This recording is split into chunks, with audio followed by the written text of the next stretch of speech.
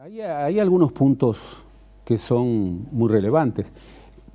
El Frente sale mal de las internas, pero además el Frente Amplio viene, las encuestas lo están marcando, pero no solamente las encuestas, sino la escucha respecto a los Frente Amplistas, viene marcando, bueno, el impacto de un gobierno que ha perdido respaldo popular,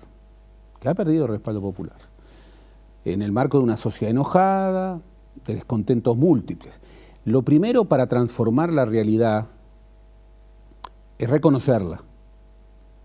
El Frente Amplio debe reconocer que en estos 3 meses y medio debe hacer un esfuerzo gigantesco para revertir una situación que hoy le es desfavorable. Que hoy le es desfavorable. Bien, para eso obviamente es un momento de competencia y entonces hay que debatir con la oposición y esto es así. Porque la oposición va a debatir con el Frente, como se demostró.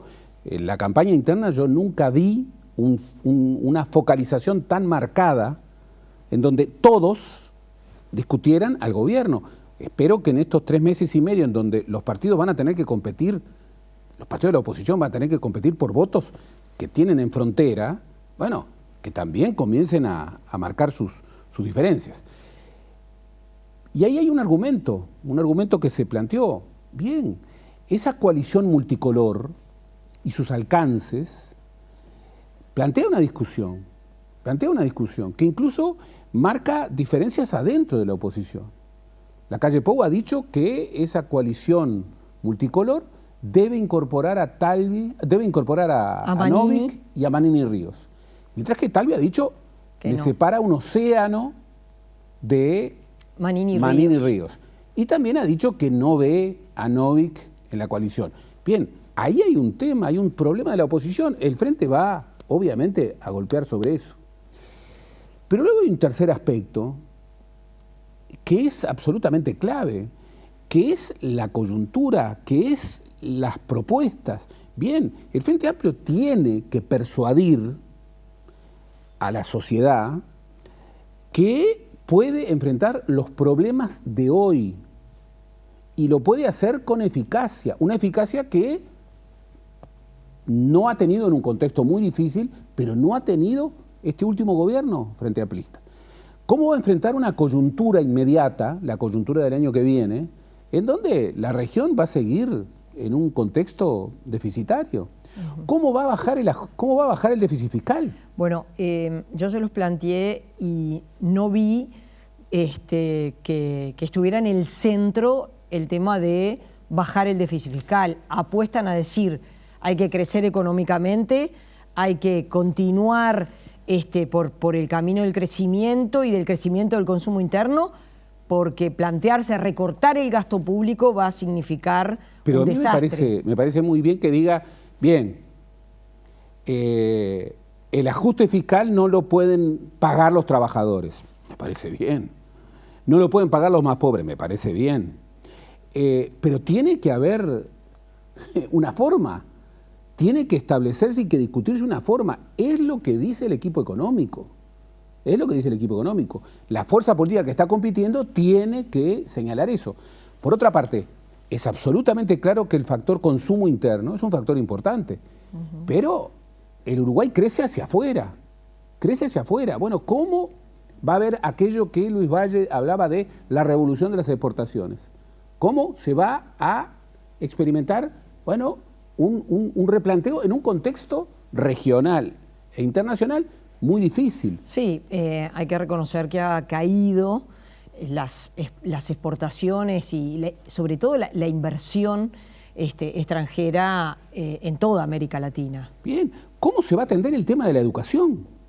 La primera reforma más importante. Bueno, el Frente Amplio hace décadas que no puede emitir en conjunto un documento común sobre el tema de la educación. Y el tema de la educación es un tema impostergable. Es el tema más importante para discutir justicia social. Bien, ahora va a tener que llegar a eso. Hay que discutir ciencia y tecnología.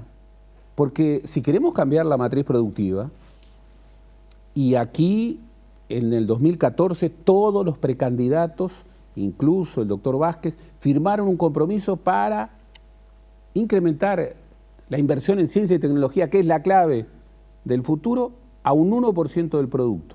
Se incumplió. Bueno, ¿cómo se va a hacer? ¿Cómo se va a hacer? ¿Cómo se va a hacer? Todos reconocen.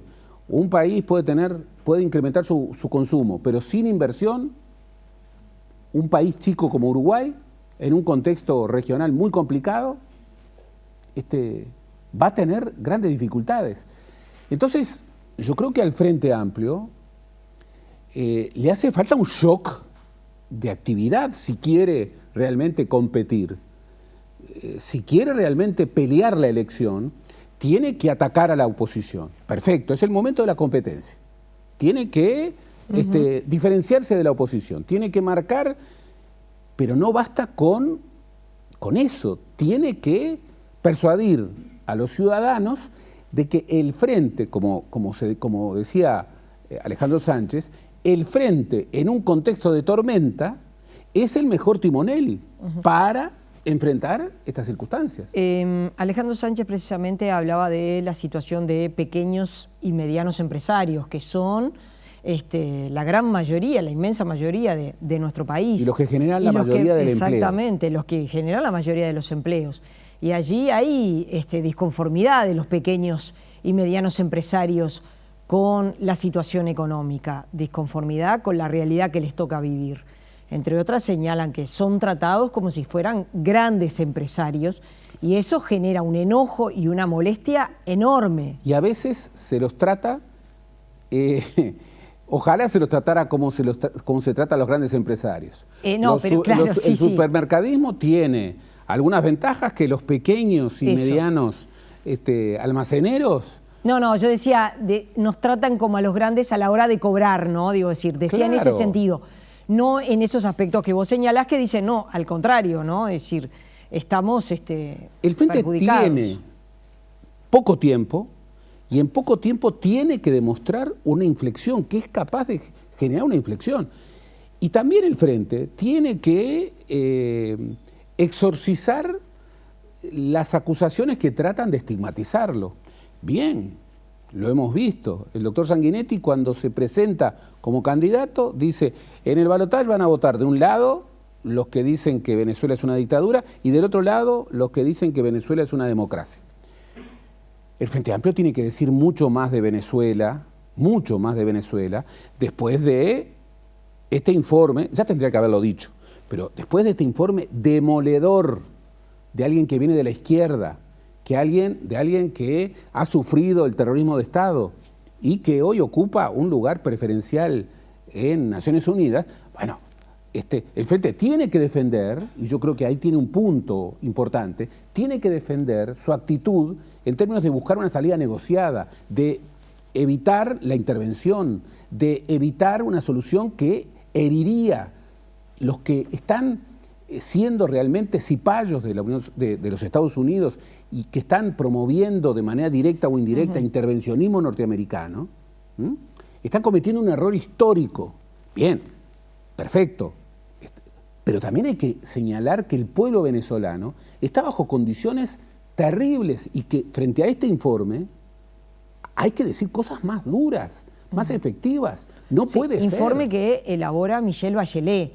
Es decir, bueno, nosotros lo mencionábamos, ¿no? Entonces uno, ¿qué es lo que advierte? Uno advierte que hay un contexto desfavorable para los objetivos electorales que en 3 meses y medio y luego en un mes más va a tener que enfrentar el Frente Amplio como fuerza de gobierno ante la oposición. Hay una oposición que efectivamente es un conjunto de oposiciones y que tiene problemas para configurar una alternativa en términos de una coalición multicolor. Ahí hay un punto muy importante, pero para persuadir a la mayoría de los uruguayos y para volver a encantar en tan poco tiempo, primero, hay que decir las cosas como son y hay que generar entusiasmo sobre la base de propuestas. Más de lo mismo no es la ruta. Y eludir ciertas discusiones que ya son ineludibles, me parece que tampoco.